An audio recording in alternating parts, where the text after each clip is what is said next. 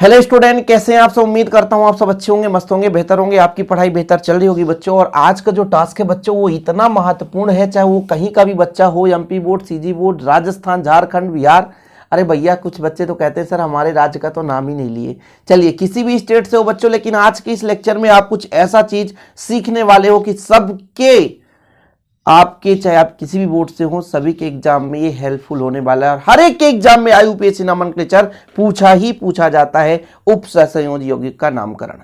और हाँ, ये तभी आपसे बनेगा जब आप एक्टिव होकर के आज के इस वीडियो को, आज के इस लेक्चर को समझेंगे।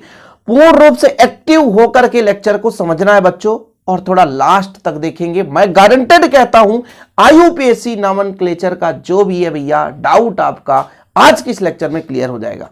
चलिए शुरू करते हैं। कुछ चीजें ऐसी रहेंगी जो आपको समझा दिया जाएगा, होमवर्क दे दिया जाएगा, तो आप लोग होमवर्क के रूप में कर लेना बच्चों। शुरू करें। चलिए, जैसे हमारे पास कोई उप सहसंयोजी यौगिक है, उप सहसंयोजी यौगिक में हम यहां पर नामकरण लास्ट में बताएंगे। यहां पे सोडियम है N2 PT, ठीक है, Cl6, एक हमारा ये है बच्चों। दूसरा हम दे देते हैं आपको कोई अलग सा, जैसे कोबाल्ट है और NH3 का होल 6 है, ठीक है, और Cl3 है। तीसरा हमारा है एक निकिल, ठीक है, और ये कार्बोनिल जुड़ा है, होल 4 है। ब्रैकेट नहीं लगा, मैं ब्रैकेट लगा देता हूं। ये 3 यौगिक मुझे मिल चुके हैं, अभी 3, इतने ही यौगिक मिलेंगे, इससे ज्यादा कुछ मिल नहीं सकता। जब कुछ इस प्रकार से यौगिक मिलेगा, ये ब्रैकेट बच्चों ये कहलाता है उप सहसंयोजी क्षेत्र। इसमें भी ये ब्रैकेट के अंदर उप सहसंयोजी क्षेत्र, इसमें भी ब्रैकेट के अंदर उप सहसंयोजी क्षेत्र, ठीक है। अब इस उप सहसंयोजी यौगिक का नाम लिखते समय ध्यान ये रखना है कि हमारे यौगिक में धनायन ऋणायन कहां कहां पे होता है। तो जहां भी आपको उप सहसंयोजी क्षेत्र दिख जाए, ये देखो जरा ब्रैकेट, वहां पे आप लाइन खींचो, आपको ये पता चल जाएगा कि जो बायां वाला भाग है ये धनायन है और ये जो दायां वाला भाग है ऋणायन है, ठीक है। अब यहां पे बच्चों, यहां पे इसको तोड़ेंगे, जैसे ही देखो इधर कुछ है नहीं, तो फिर ये धनायन ये ऋणायन, तो ये धनात्मक भाग हो गया, ये ऋणात्मक भाग हो गया। अब इसमें तो कुछ नहीं दिख रहा है, तो इसको हम धनात्मक भाग मानकर चलेंगे, यानी उदासीन है, इसमें ऋणायन तो है ही नहीं है, तो परेशान होने की जरूरत नहीं है, इसको हम पूरा का पूरा धनात्मक मान लेंगे, ठीक है। सबसे पहले आयनों के नाम में बच्चों धनायन का नाम पहले लिखते हैं, किसका नाम, धनायन। बाद में हम लिखेंगे ऋणायन का नाम, क्या बच्चों, ऋणायन का नाम। ये पहला कॉन्सेप्ट हो गया। आयनों का नाम लिखते समय आपको ध्यान में रखना पड़ेगा कि धनायन का नाम पहले और ऋणायन का नाम बाद में। कैसे पहचानोगे, यदि इस प्रकार का यौगिक है जहां पे ब्रैकेट दिख जाए, यदि इसके पहले है तो वो धनात्मक, यदि ब्रैकेट वाला ही पहले है तो वो पूरा ब्रैकेट यानी पूरा उप सहसंयोजी क्षेत्र वाला भाग ही धनात्मक हो गया और इधर वाला ऋणात्मक। मैं कम से कम 10 यौगिक लेकर आपको आज बताऊंगा, तब आपको यहां पे क्लियर हो जाएगा। बस थोड़ा सा समय दीजिए। पहला चीज तो क्लियर है, पहला फंडा, पहले धनायन फिर ऋणायन, पहले धनायन फिर ऋणायन, धनायन फिर ऋणायन, याद कर लो आप, कोई दिक्कत तो नहीं है। चले अगले स्टेप में चलते हैं बच्चों। जैसे ही हमने देखा कि पहले धनायन में कोई एलिमेंट है तो उसका नाम तो लिख दिया, लेकिन यदि बच्चों ये ऋणायन की बात करेंगे तो ये धनायन का तो जैसे सोडियम है तो सोडियम लिख देंगे, सिंपल है। लेकिन जब ब्रैकेट के अंदर की बात करेंगे और उप सहसंयोजी क्षेत्र के अंदर, तो इसका नामकरण लिखेंगे तो कैसे लिखेंगे, समन्वयन कोष्ठ का नामकरण। देखो जरा, ये समन्वयन कोष्ठ है बच्चों। इस समन्वयन कोष्ठ में 2 चीज होंगी, मुख्य रूप से 2 चीज होंगे। एक तो लिगेंड, तो पहले लिगेंड का नाम लिखेंगे। सबसे पहले तो आपको क्लियर करना है कौन धनायन कौन ऋणायन, इनमें से नाम लिखेंगे। और जब हमारे ये ब्रैकेट के अंदर की बात आ जाएगी तब हम कैसे लिखेंगे बच्चों, पहले लिगेंड, ब्रैकेट के जस्ट जो पहला एलिमेंट होता है वो केंद्रीय धातु आयन होता है, जो कि लिगेंड के बाद लिखते हैं। लिगेंड के बाद केंद्रीय धातु का नाम लिखते हैं, ठीक है। एक एक स्टेप मैं आपको समझा रहा हूं। पहले यदि ब्रैकेट के अंदर नाम लिखेंगे तो बच्चों पहले हम लिगेंड लिखेंगे, क्या, लिगेंड। फिर जो हमारा केंद्रीय धातु आयन है, केंद्रीय धातु आयन, फिर आपका ऑक्सीडेशन नंबर, ठीक है। ON का मतलब ऑक्सीडेशन नंबर, मतलब कितना ऑक्सीकरण संख्या है, उसको ब्रैकेट के अंदर लिखेंगे इस प्रकार से कुछ। फिलहाल फिर से समझते हैं, कोई भी यौगिक दिख गया तो पहले हम धन आयन देखेंगे, फिर ऋण आयन देखेंगे, फिर जब ब्रैकेट के अंदर का नाम लिखेंगे तो पहले ब्रैकेट में जितने लिगेंड है उस लिगेंड का नाम लिखेंगे। इसके बाद बच्चों आपको केंद्रीय धातु आयन का नाम लिखना है। अब बात आ जाती है कि इनमें तो सर जैसे प्लेटिनम के साथ क्लोरीन है, एक लिगेंड है, कोबाल्ट के साथ NH3 है, एक लिगेंड है, निकिल के साथ कार्बोनिल है, एक लिगेंड है। लेकिन कुछ ऐसे भी तो यौगिक हो सकते हैं जिसमें 2 लिगेंड हो, जैसे फॉर एग्जांपल ये हमारे पास कोबाल्ट है, इसमें NH3 का होल थ्राइस और नाइट्रो समूह NO2 का होल थ्राइस। अब बड़ा दिक्कत हो गया कि सर कोबाल्ट के साथ यहां पे ये केंद्रीय धातु परमाणु है, लिगेंड का नाम तो लिखेंगे, पहले हम लिगेंड का ही नाम लिखेंगे, ध्यान रखना। पहले धन आयन ऋण आयन पहचाने, फिर हमने लिगेंड को देखा, भाई ये कोष्टक के अंदर जब नाम लिखना शुरू करेंगे तो लिगेंड देखेंगे। लिगेंड हमारे पास 2 है, एक एमीन और एक नाइट्रो। अभी मैं लिगेंड का पूरा एक चार्ट में लास्ट में दिखाऊंगा कि कौन कौन से लिगेंड है, आपको क्या याद करना है। तो इनमें फिर झड़प हो जाएगी, इनका नाम हम कैसे लिखेंगे? तो भाई साहब इनमें आपको केवल और केवल ध्यान देना है अल्फाबेट। क्या? अल्फाबेट, ठीक है। क्या बच्चों? अल्फाबेट ध्यान देना है। जैसे ये है एमीन, ए से शुरू होता है बच्चों, ये होता है नाइट्रो एन से। तो बताओ अल्फाबेट में कौन पहले आता है? तो अल्फाबेट में एमीन ए पहले आएगा, नाइट्रो बाद में आएगा। तो पहले हम एमीन को लिखेंगे और नाइट्रो बाद में आता है तो फिर नाइट्रो को लिखेंगे। कोई दिक्कत तो नहीं है। अब जैसे मैं कुछ आपको एग्जाम्पल दिखाना चाहता हूं लिगेंड या संलग्नी के बारे में, जो केंद्रीय धातु परमाणु को इलेक्ट्रॉन युग्म दे सकते हैं। जैसे बच्चों यहां पर साइनो है, देख सकते हो आप लोग। आइसोसाइनो ये निगेटिव है, यानी ऋणात्मक एक दंतु लिगेंड है। थायोसाइनेट है, आइसोथायोसाइनेट है, ब्रोमो है, क्लोरो है। एक स्क्रीनशॉट ले लो फास्ट। इसके पहले मैंने लेक्चर दिया था, उसमें आपको कराया था। ये एक दंतु ऋणात्मक लिगेंड है, देखो ये लिगेंड है, ये ऋणात्मक है। कैसे पहचानोगे कि ऋणात्मक है धनात्मक है? यही चीज तो है भाई। देखो जरा, इसमें देखो आयोडीन है, यहां पे हाइड्राइड है, देखो फटाफट। अभी आप स्क्रीनशॉट ले लो, अभी लास्ट में फिर से मैं आपको यहां पे दिखाने वाला हूं। अभी आप स्क्रीनशॉट ले लो, लिखना हो तो, कोई दिक्कत तो नहीं है। ये ऋणात्मक थी। अब यहां पर देखो उदासीन वाले भी हैं, जहां पे कोई आयन नहीं है। एमीन उदासीन, H2O उदासीन, NO उदासीन, CO उदासीन, CS उदासीन, ठीक है। इसके बाद बच्चों यहां पर देखो फास्फीन उदासीन, ट्राइफेनिल फास्फीन उदासीन, थायोयूरिया, पिरिडीन, ये 3 धनात्मक है। तो ये भी तो पता हो कि भाई साहब धनात्मक कौन है, ऋणात्मक कौन है, उदासीन कौन है, ये चीज है। तो फिलहाल अभी हम यहां पर चल रहे थे बच्चों, हमने आपको कहा कि केंद्रीय धातु परमाणु तो हमारा पहला तत्व होगा। जो भी कोष्टक के बाद पहला तत्व दिख जाए वो केंद्रीय धातु परमाणु है, परेशान मत होना। सबसे पहले धन आयन ऋण आयन की पहचान।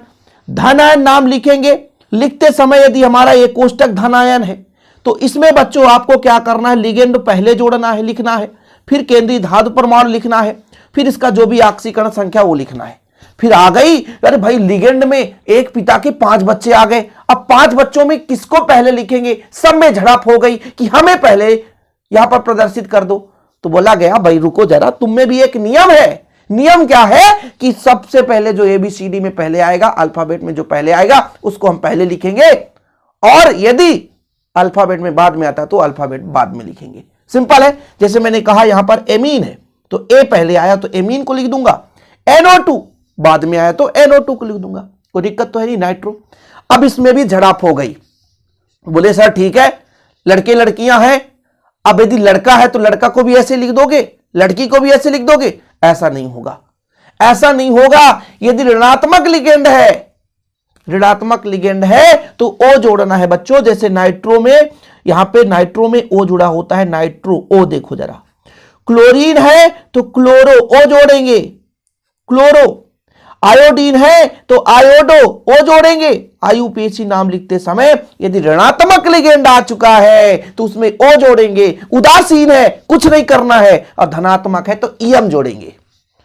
कितना लिखना है भैया? यदि ऋणात्मक लिगेंड है, कैसा लिगेंड? ऋणात्मक, तो O जोड़ेंगे। क्या जोड़ेंगे? O। यदि धनात्मक लिगेंड है तो क्या जोड़ेंगे? EM जोड़ेंगे, EM। और यदि उदासीन है बच्चों, उदासीन है, उदासीन का कुछ नहीं जोड़ेंगे। समझ में आया क्या क्या कहा हमने कि भाई साहब सबसे पहले आयन तो पहचान लेंगे कि धनायन या ऋणायन है। आयन का नाम पहले यदि धनात्मक में कोई एलिमेंट है तो नाम लिख देंगे।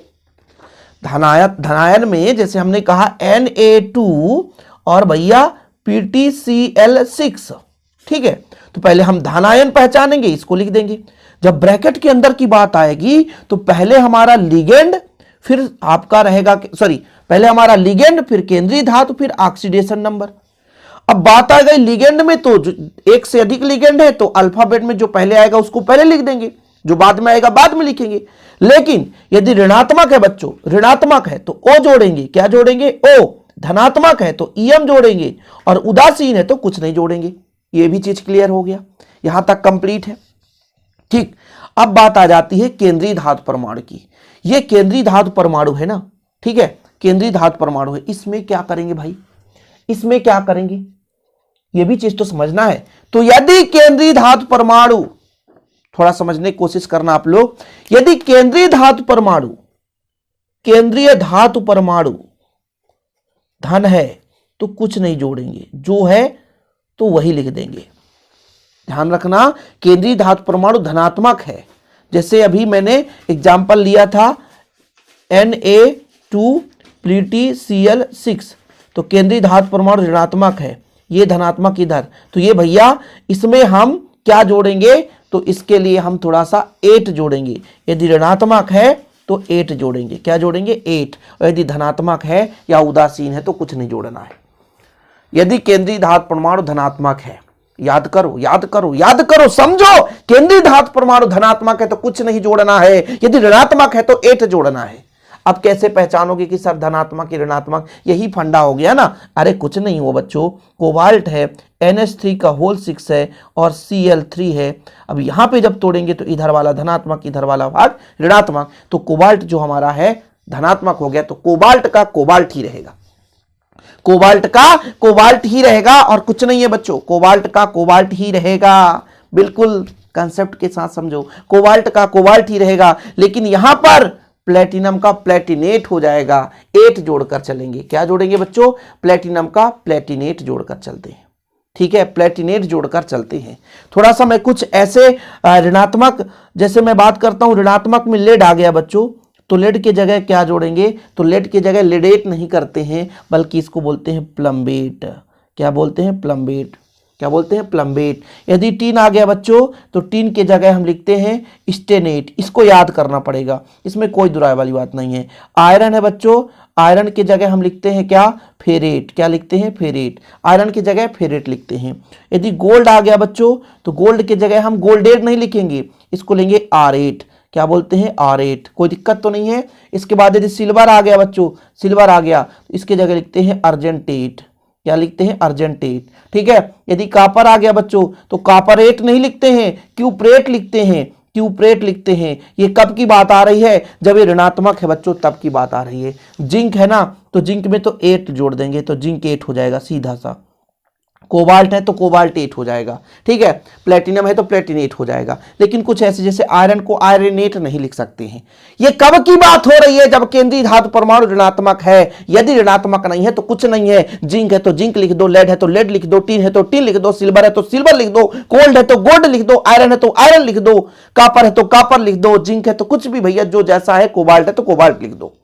लेकिन यदि ऋणात्मक है तो उसमें 8 जोड़ना पड़ेगा। यह मूलभूत सिद्धांत है। समझ में आ गया? बस खत्म है, विधि खत्म होने जा रहा है। थोड़ा सा और समय देंगे आप लोग। यदि बच्चों एक दंतुर लिगेंड या बहुदंतुर लिगेंडों की संख्या अधिक है, जैसे यहां पर देखो, यहां पर मैंने कहा कि कितने क्लोरीन है? 6 क्लोरीन, तो 6 को क्या बोलेंगे? हेक्सा। 1 को मोनो, जो लिखा नहीं जाता, 2 को डाई, 3 यदि संख्या है तो ट्राई, सही है, 4 है तो टेट्रा, 5 है तो पेंटा और 6 है तो हेक्सा।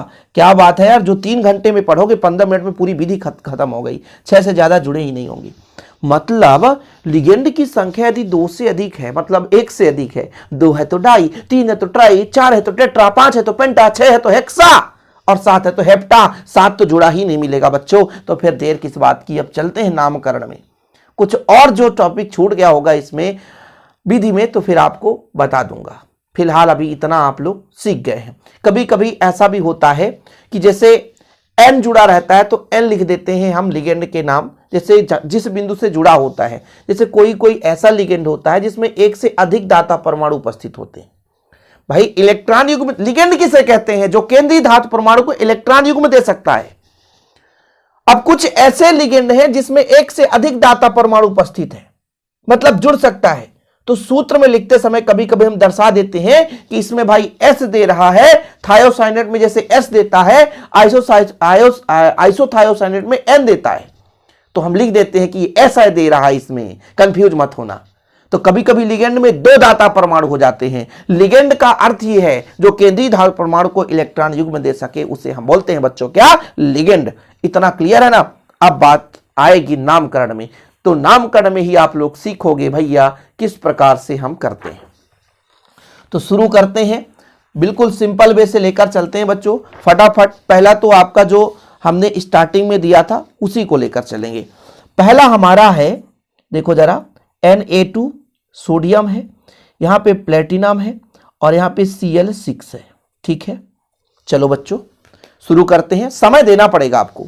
पहले आप दो भागों में इसको तोड़ दो, ये धनात्मक भाग, ये ऋणात्मक भाग। इधर क्या जुड़ा है? सोडियम। सोडियम की संख्या कितनी है? बिल्कुल ध्यान नहीं देना। इस वाले यानी धनात्मक जो धातु तत्व है उसकी संख्या हम नहीं लिखते हैं।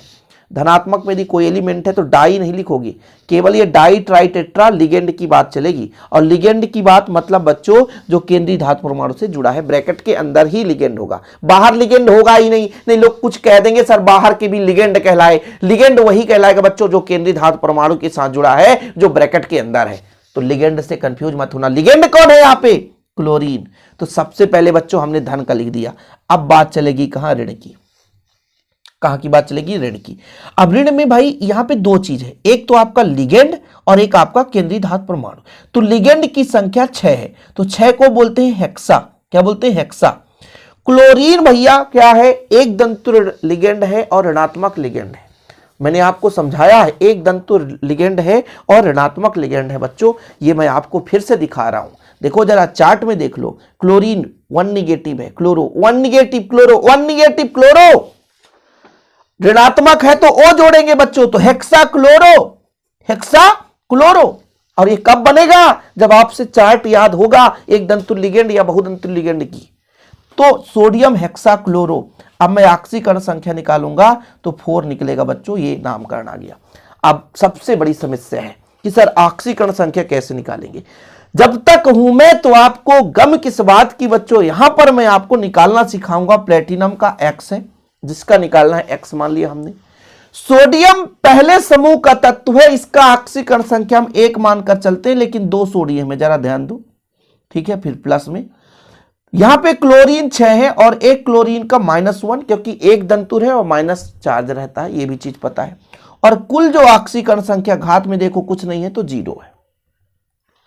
अब इसको कैलकुलेशन करो, 2 धन x माइनस 6 बराबर 0। तो x बराबर कितना आएगा? 4। आप पक्षांतर करके देख लेना, 6 में 2 घटाओ 4, पक्षांतर कर दो। देखो जरा, इसलिए मैंने यहां पर रोमन संख्या में कोष्टक में लिख दिया। सबसे पहले धनायन ऋणायन की पहचान करो। धनायन को पहले लिख दो। जब ब्रैकेट के अंदर नाम लिखना शुरू करते हो तो पहले हमको हेक्सा क्लोरो लिखना है। वो हो यहां पे प्लेटिनम तो लिखा ही नहीं हमने, प्लेटिनेट। वाह यार, सॉरी। केंद्रीय धातु परमाणु का भी नाम लिखना बच्चों, इसके बाद हम 4th लिखेंगे, अन्यथा गलत हो जाएगा। माफ करना यार, तोबा, नहीं तो पता चला पहले ही में गाली देना शुरू कर दो बच्चों। ये प्लेटिनेट, प्लेटिनम में 8 क्यों जोड़ दिए सर? क्योंकि मैंने बोला था बच्चों कि ऋणात्मक है तो 8 जुड़ेगा, ऋणात्मक है तो 8 जुड़ेगा, ऋणात्मक है तो 8 जुड़ेगा। बार बार कह रहा हूं, अच्छे तरीके से समझ लो। समझ रहे हो ना?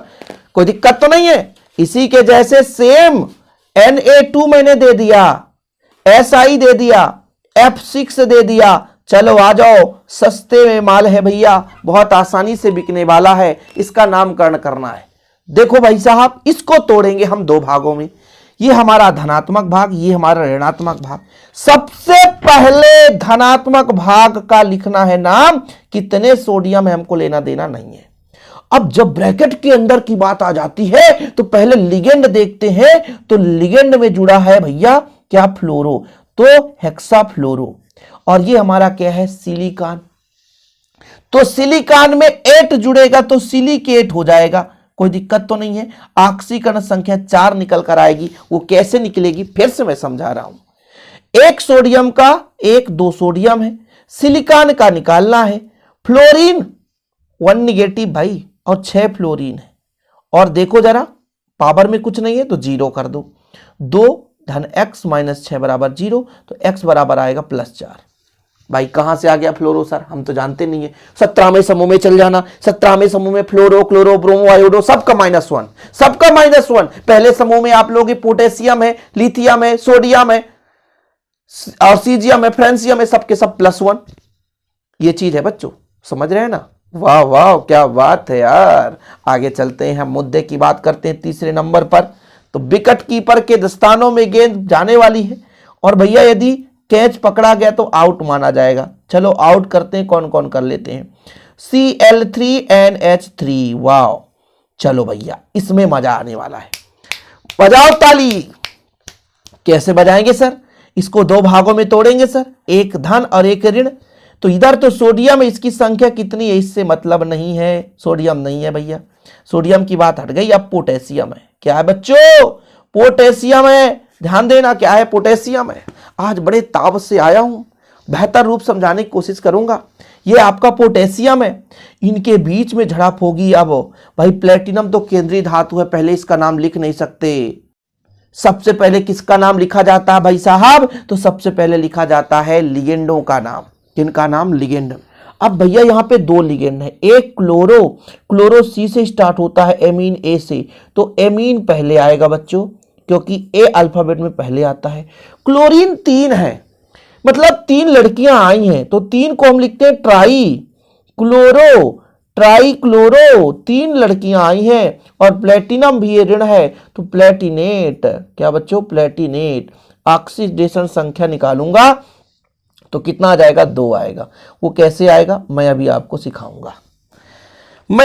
सिखाऊंगा, ऑक्सीकरण संख्या कैसे निकालना है। आप लोगों को इसमें दिक्कत तो नहीं है। पहले पोटेशियम लिख दिया आपने, ट्राई क्लोरो 3 क्लोरीन है, एमीन पहले लिखोगे, फिर ट्राई क्लोरो लिखोगे, प्लेटिनम का प्लेटिनेट। और ये सेकेंड कैसे, पोटेशियम पहले समूह का तत्व है इसलिए 1, प्लेटिनम का X निकालना है। क्लोरीन 17वें समूह का तत्व है और 1 क्लोरीन का -1, तो 3 तत्व होने का 3, और NH3 उदासीन है बराबर 0 क्योंकि घात में कुछ नहीं है बच्चों, ठीक है। 1 + x - 3 = 0। यहां से x बराबर आप +2 निकाल सकते हो पक्षांतर करके। 3 में 1 घटाओ 2 आएगा। कहोगे सर ये उदासीन वाला फंडा कहां से आ गया, सर हमको तो पता नहीं उदासीन कहां से आ रहा है। देखो जरा बच्चों, अमोनिया है उदासीन है, पानी है उदासीन है, नाइट्रिक एसिड उदासीन है, कार्बन मोनोऑक्साइड उदासीन है, थायोकार्बोनिल है उदासीन है। हाँ, इनका आयुपेशी नाम, जैसे NH3 का एमीन नाम होता है, H2O का एक्वा नाम होता है, NO का नाइट्रोसिल होता है, CO जो है तो कोबाल्ट नहीं है, कार्बन मोनोऑक्साइड इसका कार्बोनिल होता है, ठीक है। आयुपेशी नामनक्लेचर पूरा, I का आयोडो, H निगेटिव है हाइड्राइडो, नाइट्रो, नाइट्रेटो, नाइट्रेटो, एमिडो, एसिटेटो, ऑक्सो, पराक्सो, सल्फिडो, सल्फिटो, सल्फेटो, थायोसल्फेटो और फिर एक कार्बोनेटो। ये याद होना चाहिए, बिना इसके आपकी कहानी कुछ नहीं बनने वाली है। Phosphine, triphenyl phosphine, thiourea, pyridine, hydrogenium, nitrosonium, nitronium, ये बच्चों आपको पता होना चाहिए, तभी आप आयुपेशी नामनक्लेचर कर सकते हैं, अन्यथा आयुपेशी नामनक्लेचर नहीं कर सकते। ठीक है बच्चों, कोई दिक्कत तो नहीं है। आगे चले, चलिए कुछ ऐसे यौगिक और लो जो कि आपको मैं समझा सकूं। यहां पर बच्चों आपके पास है कोबाल्ट, ठीक है, क्या है, कोबाल्ट है, और यहां पे जुड़ा है कार्बोनिल, कार्बोनिल आपका उदासीन है, तो कार्बोनिल का यहां पर यदि कार्बोनेट जोड़ दिया जाए तो कार्बोनेट 3 CO3 ये कार्बोनेट हो गया, ठीक है। कार्बोनिल CO बस होता तो कार्बोनिल, NH3 बच्चों तो इसका होल 5 ये एमीन हो गया और ये क्लोरीन जुड़ा है, ये आपका चौथा नंबर है। चलो सबसे पहले मैंने कहा था बांटना है, तो यहां पे आपका है तो इसको बांट देंगे इधर। देखो जरा, इधर पहले था इसलिए भैया यहां पे बांट रहे थे, इसमें कुछ नहीं है, तो ये पूरा भाग धनात्मक हो गया, ऋणात्मक भाग हो गया। देखो जरा ध्यान रखना, मजा आएगा कब, जब आप थोड़ा समझ पाओगे। देखो बच्चों, अब हम इसको क्लोरीन को नहीं, तो पहले बोलोगे सर यहाँ पे हमने पोटेशियम लिखा था, यहाँ पर क्लोरीन लिख दो। ना ना ना ना ना ना, पहले नामकरण में धनात्मक भाग का नाम ही लिखना है। तो धनात्मक भाग में तो पूरा आ गया यार, हाँ हाँ तो पूरा लिखो। तो अब ये धनात्मक भाग में पूरा ब्रैकेट आ गया, और जब ब्रैकेट के अंदर का नाम शुरू होता है तो पहले लिगेंड आता है। तो कार्बोनेट है और एमीन है, तो एमीन पहले आएगा बच्चों। कितने एमीन है? पेंटा एमीन है, सही है। 5 एमीन है क्या? हाँ सर। फिर आपका कार्बोनेट है, कार्बोनेटो, ठीक है। देखो जरा, एमीन का एमीन ही रहेगा, उदासीन है, ध्यान रखना आप लोग, ठीक है। जैसे यहां पर बच्चों क्लोरीन ऋणात्मक था तो क्लोरो हमने लिखा था। यहां पर जो आपका कार्बोनेट 2 नेगेटिव होता है, CO3 2 नेगेटिव होता है, मैं आपको अभी भी बता देता हूं, CO3 2 नेगेटिव होता है। तो ये भैया नेगेटिव है, इसलिए O जुड़ गया। कार्बोनेट में कार्बोनेटो। देखो जब तक आपका पूरा यदि नाम जुड़ रहा है तो सबको लाइन में जोड़ते हुए लिखना है। तो ये हो गया बच्चों, दोनों चीज हो गया ब्रैकेट के अंदर। इन लिगेंडो के बाद हम कोबाल्ट लिखेंगे। अब लोग कहेंगे सर कोबाल्टेट नहीं लिख सकते, नहीं लिख सकते क्योंकि ये धनात्मक भाग है। यदि ऋणात्मक होता तो कोबाल्टेट लिखते, धनात्मक है तो कोबाल्ट ही लिखेंगे बच्चों। चीजें क्लियर है। अब यहां पर बात आ जाती है ऑक्सीकरण संख्या की। उदासीन है, 2 नेगेटिव 1 नेगेटिव, तो थर्ड आ जाएगा बच्चों। फिर ये क्लोरीन है और ऋणात्मक है तो क्लोराइड लिखेंगे। क्या? क्लोराइड। जैसे नहीं सोडियम क्लोराइड, पोटेशियम क्लोराइड, ये सब होते हैं। इसी प्रकार से ये अंदर का होता क्लोरीन तो क्लोरो लिखते। लिगेंड में वो जुड़ता है, अन्यथा ऐसा नहीं तुम किसी एलिमेंट में जोड़ दो भैया। लिगेंड जब अंदर क्लोरीन होता तो क्लोरो नहीं। लोग कहेंगे सर यहाँ पे क्लोरो, यहाँ पे क्लोराइड, ये अन्याय है, हम कैसे समझेंगे? हमारे अंदर डाउट रह गया। अरे डाउट कहां से होगा बच्चा? यहाँ पे क्लोरीन जो है लिगेंड का काम कर रहा है, यहाँ पे जो अलग से ऋणात्मक आयन है तो यहाँ पर आयन में क्लोराइड होगा, आयोडीन का आयोडाइड होगा, ब्रोमीन का ब्रोमाइड होगा, फ्लोरीन का फ्लोराइड होगा। लेकिन वही जब अंदर जुड़ा होता, ब्रैकेट के अंदर होता, तो वो लिगेंड का काम करता। और लिगेंड में यदि ऋणात्मक आयन है बच्चों तो उस ऋणात्मक आयन में O जोड़ते। हम क्या जोड़ते? O जोड़ते। समझ रहे हो ना? एक एक स्टेप में नामकरण में भैया जो ऑक्सीकरण संख्या कैसे आए वो चीज। कोबाल्ट का हमें ऑक्सीकरण संख्या निकालना है। कार्बोनेट का मैंने कहा 2 नेगेटिव, देख लो जरा 2 नेगेटिव है, उदासीन है बच्चों। और क्लोरीन का -1 निकाल लो ना, निकाल लो भाई, निकाल लो। 2 1 3 तो x बराबर 3 +3, पक्षांतर करोगे +3 आ जाएगा। समझ में आई बात? गई बच्चों? थोड़ा बहुत तो कुछ भेजा में घुस रहा होगा, है ना? कुछ तो घुस रहा है कि नहीं? कुछ दिमाग में चल रहा है कि क्या चल रहा है सर? हाँ सर, चलेगा चलेगा। चलो अगला नंबर देखो, 5वें नंबर पे चलते हैं। क्रोमीन है, क्रोमियम है, H2 है बच्चों, होल 6 है, और यहां पे Cl3 है। बांटो जरा, समय देता हूं। कहां पे बांटोगे? इधर बांटने का कुछ है? जब तरबूज ही नहीं है तो लाकर खच्चर क्या करोगे? खच्चर लाकर कुछ कर सकते हो? नहीं कर सकते हो। लकड़ी नहीं तो कुल्हाड़ी लाकर क्या करोगे? अरे भैया जहां पे लकड़ी है वहां से कुल्हाड़ी मारो, जहां काटने में समय। बुक ही नहीं है तो क्या पढ़ोगे? कुछ कर सकते हो? बुक नहीं है तो क्या पढ़ोगे? खाक पढ़ोगे? अरे भैया वही चीज है, काटना वहीं से जहां से कट जाए। ये धनात्मक हो गया बच्चों, ये ऋणात्मक हो गया। अब हमने आपको बताया तो पहले कहां लिखना है? धनात्मक, और पूरा धनात्मक ही ब्रैकेट के अंदर आ गया। तो पहले हम इसी ब्रैकेट का नाम लिखेंगे। तो देखो जरा, लिगेंड यहां पर H2O है, हेक्सा 6 है बच्चों, एक्वा उदासीन है, पानी का आयु पेशी नोमेनक्लेचर एक्वा। ये कहां से आ गया सर?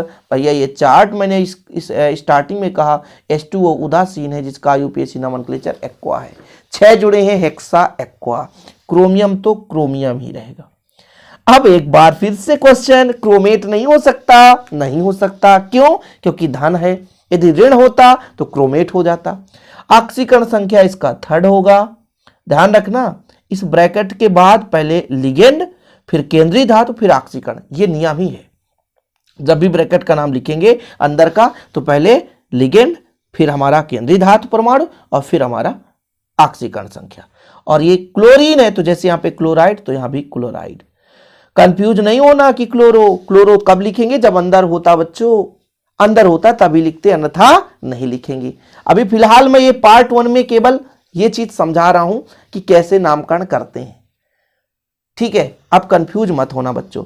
अगला नंबर देखो, ऑक्सीकरण संख्या निकालना सिखाऊं मैं इसका।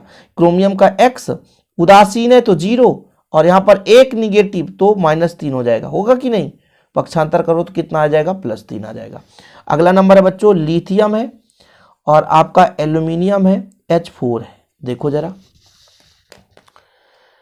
यहां पर आप तोड़ो तो ये टूट गया, तो ये धन और ये ऋण हो गया। तो पहले लिथियम, तो लिथियम को लिथियम ही जोड़ दो, ये लिथियम है, लिथियम को लिथियम ही कर दिया हमने। कितने हैं हाइड्रोजन, तो टेट्रा है, 4 है, तो टेट्रा करो, टेट्रा। अब क्यों भाई, पहले धन का लिख दिए, अब बात आ जाती है ब्रैकेट के अंदर। तो ब्रैकेट के अंदर पहले लिगेंड लिखते हैं। पहला तत्व तो हमारा जो है वो केंद्रीय धातु परमाणु है, एल्यूमिनियम पहला तत्व केंद्रीय धातु परमाणु है। तो पहले हम बच्चों इसको नहीं लिखेंगे, एल्यूमिनियम को छोड़ देंगे, H को लिखेंगे। और H हमारा हाइड्रिडो, कहां से आ गया सर, हाइड्राइडो। देखो जरा यहां पे देखो, H1 निगेटिव है, ठीक है। तो हाइड्रिडो लिखना होता है बच्चों, हाइड्रिडो लिख दो या हाइड्राइडो, हाइड्राइडो लिख दो या हाइड्रिडो। O क्यों जुड़ा, O क्यों जुड़ा, क्योंकि निगेटिव है, H1 निगेटिव होता है। अब एल्यूमिनेट होगा, एल्यूमिनेट, एल्यूमिनेट। अब इस पे 1 पॉजिटिव, तो यहां पर 3rd आ जाएगा। अब बड़ा समस्या हो गया सर, 8 का है जुड़ गया, क्योंकि अब इस बार जो है निगेटिव था, इस बार इसमें पॉजिटिव था, अब निगेटिव, इसलिए 8 जुड़ गया। ऑक्सीकरण संख्या कैसे, लिथियम का 1, क्यों, क्योंकि पहले समूह का तत्व है ना। एल्यूमिनियम का निकालना है और H1 निगेटिव अभी आपने देखा, तो 4 गुणे 1 निगेटिव, तो कितना हो जाएगा 1 + x - 4 = 0, तो x = +3 आ जाएगा बच्चों। यहां से आप कैलकुलेट कर सकते हो। देखो जरा, देखो बनने लगा है, थोड़ा सा वेट करो, क्यों नहीं बनेगा, बस आप लोगों की मेहनत के ऊपर है बच्चों। यदि आप मेहनत नहीं करेंगे तो फिर कुछ नहीं है यार, कभी नहीं बनने वाला, और मेहनत करोगे तो आपसे बनेगा। सिंपल है, कुछ चीज कठिन नहीं होता है, समझ रहे हैं। एक आध एग्जाम्पल और करते हैं बच्चों, बाकी गारंटेड है कि आप लोग सीख गए होंगे। पार्ट 2 भी लाऊंगा, बिल्कुल चिंता ना करें। एक आखिरी है आज का, ये पोटेशियम है, आयरन है और ऑक्जेलेट आयन C2O4 का होल थ्राइस, ब्रैकेट बंद। ब्रैकेट बंद से क्या दिक्कत है, आप गेट बंद कर दो, लास्ट क्वेश्चन वैसे भी करा रहे हो भैया। पोटेशियम है, ये पोटेशियम रहने दो। कितनी संख्या है मैंने बताया ना, इसकी संख्या नहीं लिखी जाती। हाँ, इसके अंदर का नाम लिखेंगे ट्राई, 3 है ना, ट्राई 3 संख्या है, ट्राई। और ये है ऑक्सलेटो, ऑक्सलेटो। ओ क्यों, क्योंकि ऋणात्मक होता है। ये फेरेट, आयरन का हम बोले थे फेरेट, 8। ऑक्सीकरण संख्या 3 दूना 6, 6 में 3 घटा दो 3। कहोगे सर कैसे आ गया, पोटेशियम का भैया 1 होता है और 3 पोटेशियम पहले समूह का तत्व है, आयरन का X है, और ये जो ऑक्जेलेट है 2 निगेटिव है। कितना निगेटिव, 2 निगेटिव, और 3 है। कैलकुलेट कर दो, 3 दान x, 3 दूना 6 = 0। कैलकुलेट करोगे तो x = +3 ही आएगा। ये सर द्विदंतु लिगेंड है। हाँ, ऑक्सलेट आयन है, COO निगेटिव, COO निगेटिव। ये बच्चों द्विदंतु लिगेंड है, 2 धाता परमाणु इसमें होते हैं। समझ में आई बात गई। तो आधे घंटे के इस लेक्चर में आप लोगों ने बहुत कुछ सीखा होगा, और आप लोगों का जो भी रहेगा, जैसा भी रहेगा स्थित परिस्थिति, आगे कमेंट बॉक्स में आपका इंतजार करूंगा कि और चाहिए तो सेकेंड पार्ट भी ला दूंगा। फिलहाल आज का ये लंबा पार्ट हो चुका है, इतने में आप लोग तृप्त हो गए होंगे। वीडियो पसंद आए तो लाइक करके शेयर जरूर करिएगा। जय हिंद, वंदे मातरम।